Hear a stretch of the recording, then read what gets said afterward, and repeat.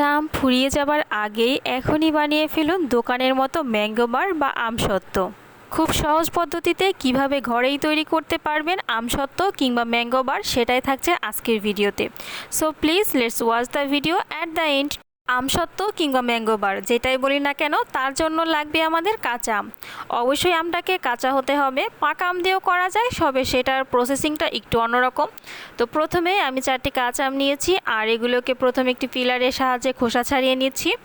বৈশাখ মাস শেষ হয়ে জ্যৈষ্ঠ মাস আসতে শুরু করেছে, এই সময়টাতে কিন্তু কাঁচা আম আর পাওয়া যাবে না, তাই কাঁচা আম থাকতে থাকতে এই রেসিপিটি ট্রাই করুন এবং সারা বছর জুড়ে সংরক্ষণ করতে পারবেন।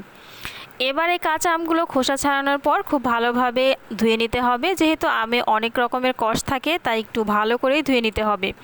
ধুয়ে নেওয়ার পর আমি ছোট ছোট কিউব করে কেটে নিচ্ছি। আশা করছি ভিডিওটি দেখেই আপনারা বুঝতে পারছেন।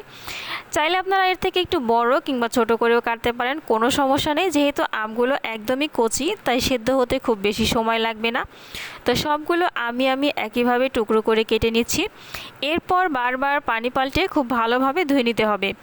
আমের মধ্যে কিন্তু প্রচুর পরিমাণে কষ থাকে, যেহেতু কাঁচা আম তাই খুব ভালোভাবে ধুয়ে নিতে হবে।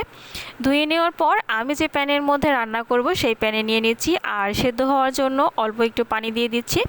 খুব বেশি পরিমাণে লাগবে না, 1 কাপ পরিমাণ পানি দিলেই হবে। আম থেকেও কিন্তু অনেকটাই পানি বের হবে, তাই 1 কাপ পরিমাণ পানি দিয়ে আমি চুলায় বসিয়ে দিলাম আর এটাকে হাই হিটে জাল করব। একটি ঢাকনা দিয়েও ঢেকে দিলাম।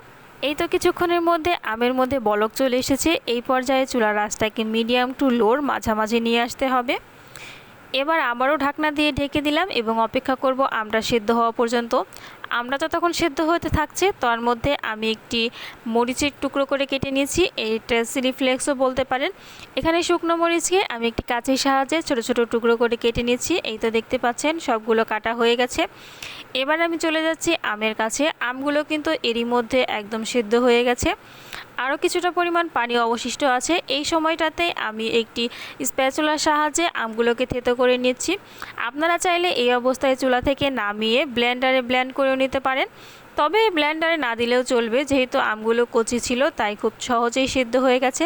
স্প্যাচুলা দিয়ে একটু ম্যাশ করে নিলেই দেখতে পাচ্ছেন একদম ব্লেন্ডারের মতো হয়ে গেছে। এরপর একটি ছাঁকনির সাহায্যে আমগুলোকে ছেঁকে নিতে হবে, কারণ এর মধ্যে একটু বড় বড় দানা আছে, সেগুলো থেকে আলাদা করে নিলে আমের ব্যাটারটা একদম স্মুথ হবে। তো আমি একবার ছাঁকনি দিয়ে ছেঁকে আপনাদের দেখিয়ে দিচ্ছি। এর মধ্যে থেকে বড় বড় একটি আঁশ বের হবে আর নিচে স্মুথ একটি ব্যাটার তৈরি হবে। দেখতে পাচ্ছেন এই যে আমের ভেতর থেকে এই অংশগুলো বের হয়েছে, এগুলো কিন্তু আমসত্ত্বর মধ্যে দেখলে খুবই খারাপ লাগবে দেখতে। তো নিচে যে ব্যাটারটা তৈরি হয়েছে এটা একদম স্মুথ হয়েছে, দেখতেই পাচ্ছেন। এবার যাচ্ছি পরবর্তী প্রসেসিংয়ে। আমি একটি প্যানের মধ্যে আমের যে স্মুথ ব্যাটারটা হয়েছে সেটাই নিয়ে নিলাম।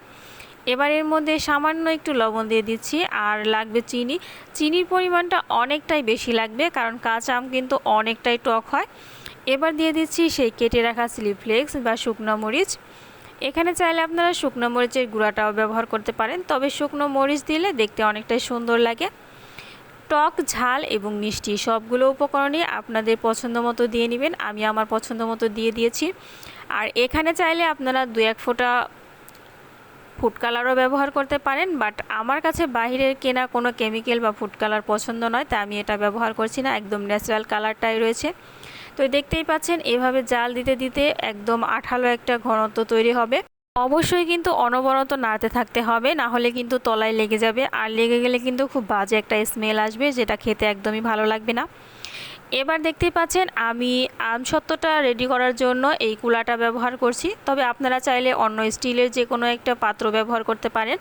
তবে এই কুলার মধ্যে কিন্তু আমি অনেকটা পরিমাণে সরিষার তেল একটু হাত দিয়ে মেখে নিয়েছি, যাতে করে আমসত্ত্বটা শুকানোর পর ইজিলি উঠাতে পারি।